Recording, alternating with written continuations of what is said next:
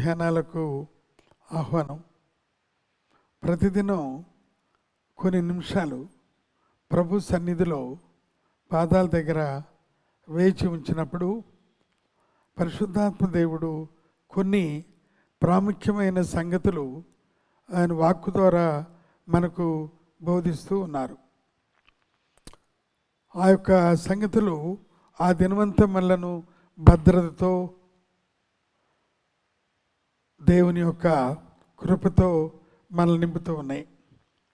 ఈ ఉదయం కీర్తనకారుడైన దావీదు జీవితంలో అనుభవంలో ఉన్న కొన్ని అనుభవాలు ఈ ఉదయం మనం నేర్చుకుందాం.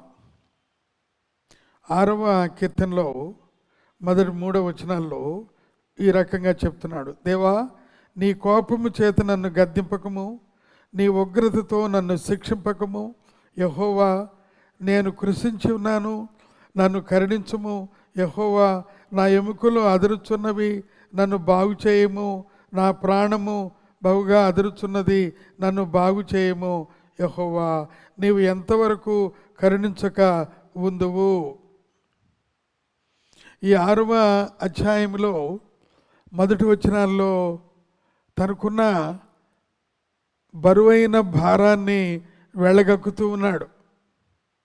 దీనిలో 3 రకాలైన కోణాలు మనం చూడగలం. దీనిలో ప్రత్యేకంగా మనం గమనించినట్లయితే ఆత్మీయమైన కోణాన్ని మనం చూస్తున్నాం. రెండవదిగా భౌతిక కోణాన్ని మనం చూస్తున్నాం. మూడవది నైతిక కోణాన్ని కూడా మనం గమనిస్తూ ఉన్నాం. మొదటగా ఈ యొక్క ఆత్మీయమైన కోణంలో దావీదు చెప్తూ ఉన్నాడు, నేను చాలా దుర్భరమైన పరిస్థితిలో ఉన్నాను, శరీర సంబంధంగా కూడా చాలా శ్రమలో ఉన్నాను, తట్టుకోలేని పరిస్థితిలో ఉన్నాను. ప్రతి వారికి కలిగే అనుభవాలే ఇవన్నీ కూడా. దేవా, నీవు నన్ను మరి చూడుము, నీవు నన్ను బలపరచుము అని దేవునితో చెప్పుకుంటూ ఉన్నాడు. క్రాంప్టన్ అనే ఒక పెద్ద మనిషి కొన్ని నీతి కథలు రాస్తూ ఒక ఇంటిలో ఒక టీనేజర్ అనే కుర్రవాడు వాళ్ళ స్నేహితుల ద్వారా ఇబ్బంది పాలైతే ప్రతిరోజు ఇంటికి వచ్చినప్పుడల్లా తండ్రి చేత తిట్లు, కొన్నిసార్లు మరి దండన కూడా జరుగుతూ ఉండేది. ఒకసారి ఇవన్నీ గమనించిన వాళ్ళ పెద్దన్న, అరే బాబు, నువ్వు ఇంటికి వచ్చినప్పుడు నువ్వు త్వరగా పండుకోరా, అప్పుడు నాన్న వచ్చినప్పుడు నువ్వు పండుకుని ఉంటావు కనుక నిన్నేమి అనడు. ఉదయకాలం లేచినప్పుడు నాన్నకు ఆ కోపం పోతుంది. ఈ రకంగా దావీదు దేవుణ్ణి అడ్రస్ చేయలేకపోతున్నాడు, దేవుని సన్నిధిలో కనబడలేకపోతున్నాడు. ఆ రకమైన భయంకరమైన ఆత్మీయ కోణం అనగా ఆయన యొక్క పద్ధతి ద్వారా తాను తప్పుటడుగులు వేసిన విధానం బట్టి ఆత్మీయంగా ఈ యొక్క భారం, బాధ అనిపిస్తున్నాడు. ప్రతి వారికి ఇది అలవర్చుకునే విషయం. రెండవదిగా భౌతిక కోణం. దేవుని వాక్యంలో ఈ రకంగా ఉన్నది, నా ఎముకలు అదురుచూ ఉన్నవి, నన్ను బాగు చేయము. తన శరీర స్థితిని భావకథతో వివరిస్తూ ఉన్నాడు. శరీరం లోపల నుండి అతడు కదిలిపోయి ఉన్నాడు. నన్ను స్వస్థపరచుము, నన్ను స్వస్థపరచుము దేవా, నన్ను స్వస్థపరచుము. యాకోబు పత్రిక 5వ అధ్యాయము 14వ వచనములో, మీలో ఎవడైనా రోగి అయి ఉన్నాడా, అతడు సంఘ పెద్దలను పిలిపించవలెను, అప్పుడు అతను క్షమాపణ పొందాలి. అప్పుడు వారు నూనె రాసి విశ్వాసంతో ప్రార్థన చేసినప్పుడు స్వస్థత కలుగుతూ ఉంది. మరో విధంగా చెప్పాలంటే, పాపం ఒప్పుకోకుండా జబ్బుకు చికిత్స చేస్తే క్యాన్సర్ పుండుకు మలాము రాసి పట్టి వేసినట్టు ఉంటుంది.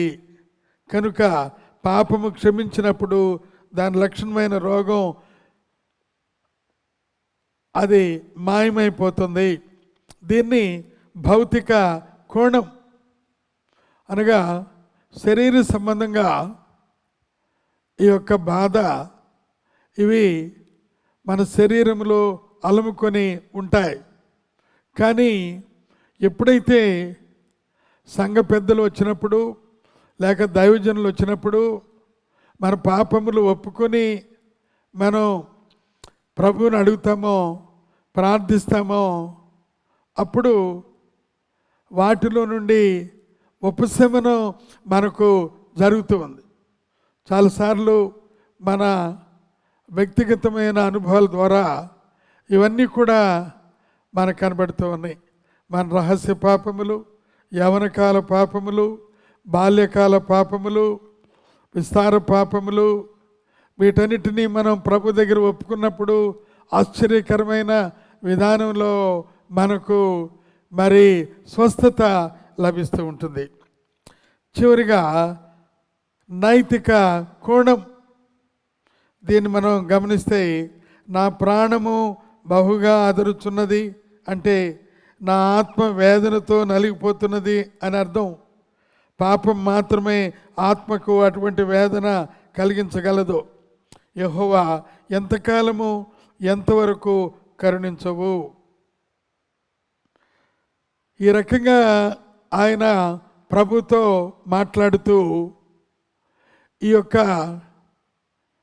మరి భయంకరమైన అనుభూతి నుండి బయట పడలేని స్థితి, ఏదైనా వనంలో ఆదాము అవ్వల పరిస్థితి ఆ రకంగా ఉన్నది.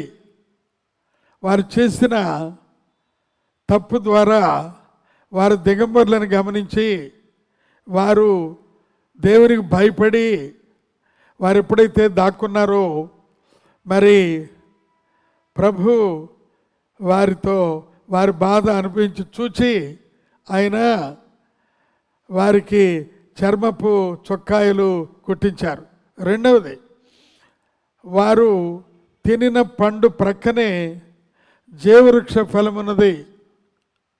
మరి ఆ జీవవృక్ష ఫలంలో పంట కూడా తిన్నారనుకోండి, వాళ్ళ జీవిత కాలం అంతా ఎప్పుడు కూడా ఈ పాప భారంతోనే ఉండవలసి ఉంటుంది. కనుక దేవుడు ఏదేను వనంలో ఒక బలిని అర్పించి ఆయన తానే ఒక బలిగా ఆ ఏదేను వనంలో అర్పించబడి పాపము మరకలను వాటిని డాగును ఆయన తొలగించాడు. అంత మాత్రమే బయట బాహ్యంగా కాదు, ఆంతర్యంలో కూడా ఆయన సత్యమును కోరేవాడు కనుక ఉదాహరణగా కయ్యూను వలె చెడు హృదయం కాకుండా ఏబేలు వలె మార్చబడిన హృదయంగా ఎవరి హృదయం మార్చబడుతుందో వారికి దానిలో నుండి స్వస్థత. చివరిగా 3 విషయాలు మనం గమనిస్తున్నాం. ఒకటి, ఇక్కడ ఆత్మీయ కోణం. అపరాధములచే చచ్చిన వారమై ఉన్నప్పుడు ఆయన క్రీస్తు మనం బ్రతికించాడు, అది ఆత్మీయమైన కోణం. తర్వాత భౌతిక కోణం, మన శరీరాలు చావునకు లోనై ఉన్నప్పుడు కూడా ఆయన మన లేవనెత్తి నిలబెట్టారు, భౌతిక కోణం. నైతిక పరంగా మనం నరకానికి వెళ్ళవలసి ఉంటుండగా మన అపరాధములను మన్నించి క్షమించి క్రీస్తు యేసునందున్న వారికి ఏ శిక్ష విధి లేకుండా చేశారు. దేవుని స్తోత్రం కలుగును గాక. ఈ గొప్ప బాధ బరువు నుండి మనల్ని బయటికి తీసిన ప్రభుకి కృతజ్ఞతాస్తుతులు చెల్లించు. ఈ ఉదయకాలము ఈ ధ్యానాలని ముగిస్తూ ఉన్నాం. దేవుడు ప్రతి వారిని దీవించి ఆస్వాదించును గాక. ఆమేన్. ప్రార్థన. పరిశుద్ధుడా, ప్రేమగల పరలోక తండ్రి, నీ స్తోత్రాలు. కీర్తనకారుడు అనుభవం చూసినప్పుడు మా జీవితంలో కూడా ప్రభా ఆత్మీయంగా చనిపోయిన వారు మమ్మల్ని బ్రతికించావు ప్రభా. జీవోత్సవాలుగా ఉన్నప్పుడు మమ్మల్ని బ్రతికించావు ప్రభా. నాయన. భౌతికంగా మేము ఇబ్బందులో ఉన్నప్పుడు, చాలా బాధలో ఉన్నప్పుడు స్వస్థపరిచావు ప్రభా.